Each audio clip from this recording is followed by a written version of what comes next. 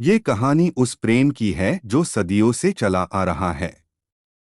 ये कहानी है सती के त्याग और पार्वती के पुनर्जन्म की, जिसने भोलेनाथ के वैरागी जीवन को फिर से गृहस्था आश्रम में बदल दिया।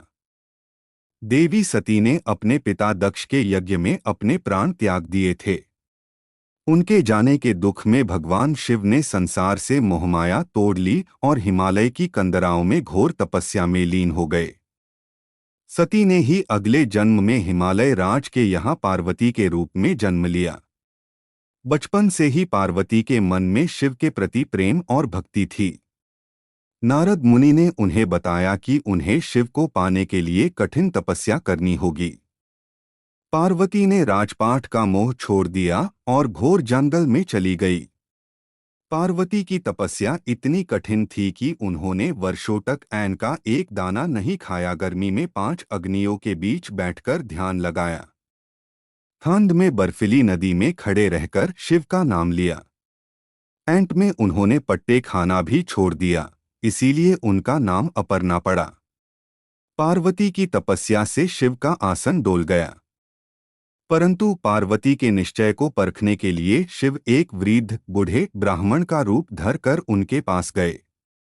ब्राह्मण ने शिव की बुराई करनी शुरू की। तुम उस भभूत लगाने वाले और शमशान में रहने वाले से विवाह क्यों करना चाहती हो? पार्वती ने क्रोध में आकर कहा, आप महादेव के वास्तविक स्वरूप को नहीं जानते। मेरा मन उन्हें पति स्वरूप में स्वीकार कर चुका है। पार्वती की दृढ़ निष्ठा देखकर शिव अपने वास्तविक रूप में प्रकट हुए। उन्होंने कहा, देवी, आज से मैं तुम्हारी तपस्या से खरीदा हुआ तुम्हारा दास हूँ। शिव ने पार्वती से विवाह का प्रस्ताव स्वीकार कर लिया। हिमालय में शिव और पार्वती का विवाह एक उत्सव की तरह मनाया गया। शिव अपनी अनोखी बारात लेकर पहुंचे, जिसमें भूत प्रेत, देवता और गंधर्व सब शामिल थे। ये विवाह केवल 2 व्यक्तियों का नहीं, बल्कि शक्ति और शिव का मिलन था। शिव का बैरागी बनना, हिमालय के घर देवी का आना, हजारों सालों तक बिना फल फूल के ध्यान, शिव का ब्राह्मण रूप में पार्वती के प्रेम को परखना, शिव और पार्वती का महाविवाह। शिव पार्वती महाविवाह। विवाह से पहले नारद मुनि ने हिमालय राज के दरबार में लग्नापत्रिका पढ़ी। उन्होंने बताया कि ये कोई साधारण विवाह नहीं है। हे पर्वतराज, आप धन्य है। जो योगी ध्यान में भी मुश्किल से दिखते हैं, वो आज आपके जमाई बनने जा रहे हैं। ये सृष्टि का पहला विवाह है जो काल से पेयर है। सप्तऋषियों ने आकार विवाह की तिथि निश्चित की, जिसे सुनकर समस्या ब्रह्मांड में खुशी की लहर दौड़ गई। देवलोक की अप्सराओं इंद्रानी, रोहिणी और अन्य देवियों ने नीचे आकार माता पार्वती को हल्दी लगाई। पार्वती का शेर कंचन गोल्ड की तरह चमक रहा था। उन्हें दिव्या वस्त्र पहनाए गए। पार्वती के मन में केवल एक ही ध्वनि थी, ओम नमः शिवाय। उनका हर श्रृंगार महादेव के लिए था, क्योंकि उन्होंने हजारों वर्षों तक इसी दिन की प्रतीक्षा की थी। शिव की बारात निकलते ही एक अनोखा नजारा दिखा। कुछ बरतियों के मुख नहीं थे, तो कुछ के बहुत सारे मुख थे।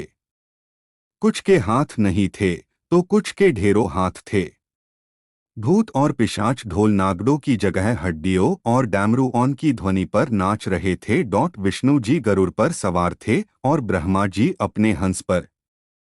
सभी देवता अपने अपने वाहनों पर सजे धजे थे, लेकिन सबकी नजर उस औघड़ पर थी जो बेल नंदी पर बैठा था। जब बारात द्वार पर पहुंची, तब परछन द्वार पूजा की रस्म हुई। जैसे ही माता मैना ने शिव के गले में सांप और उनका भयानक रूप देखा, उनके हाथ से पूजा की थाली गिर गई। वो मूर्छित फेंट हो गई। मैंने अपनी फूल जैसी बेटी के लिए ये क्या वार चुना? इसे अच्छा तो मैं उसे जहर दे देती या कुएं में फेंक देती। तब विष्णु जी ने कहा, माता, जिसे आप भयानक समझ रही है, वही कल्याणकारी है। शिव के बिना शक्ति अधूरी है। माता मैना के हृदय को शांत करने के लिए शिव ने अपने रूप को बदला। उनकी जटानों से गंगा की धर बहती दिखी, माथे पर चंद्रमा शीतलता डीन लगा और उनका शेर करोड़ों सूर्यों की आभा से चमक उठा। उनका ये सुंदर मूर्ति स्वरूप देखकर सभी देवकन्याएं और माता मैना मंत्रामुग्ध हो गए। मंडप में बैठे शिव और पार्वती का मिलन दर्शाता है कि ज्ञान और कर्मा एक हो रहे हैं। हिमालय राज ने जब पार्वती का हाथ शिव के हाथ में दिया तो उन्होंने कहा, प्रभु, मेरी पुत्री आपके चरणों की दासी है, आयसी स्वीकार करें। जब दोनों ने अग्नि के साथ फेरे लिए तब पृथ्वी के हर कान में प्रेम का बीज बोया गया। हर फेरे के साथ एक नया वचन लिया गया, प्रकृति और पुरुष के साथ रहने का वचन। विदाई के समय पूरा हिमालय मगीन था। पार्वती अपनी मां से लिपटकर रोई। उन्होंने अपने घर की दहलीज पर खड़े होकर पीछे की तरफ चावल फेंके, जो इस बात का प्रतीक था कि उनके जाने के बाद भी उनका मायका धन्या रहे। महादेव ने हिमालय से कहा, आप चिंता ना करें, पार्वती मुझसे अलग नहीं है। वो मेरे हृदय में निवास करती है। कैलाश पर पहुंचने पर नंदी और भृंगी ने उनका स्वागत किया। पूरा पर्वत फूलों से लैट गया। शिव और पार्वती ने वहां बैठकर सृष्टि के कल्याण पर चर्चा की। ये विवाह केवल एक सांसारिक घटना नहीं थी, बल्कि अधर्मा पर धर्मा की जीत और प्रेम की पराकाष्ठा थी।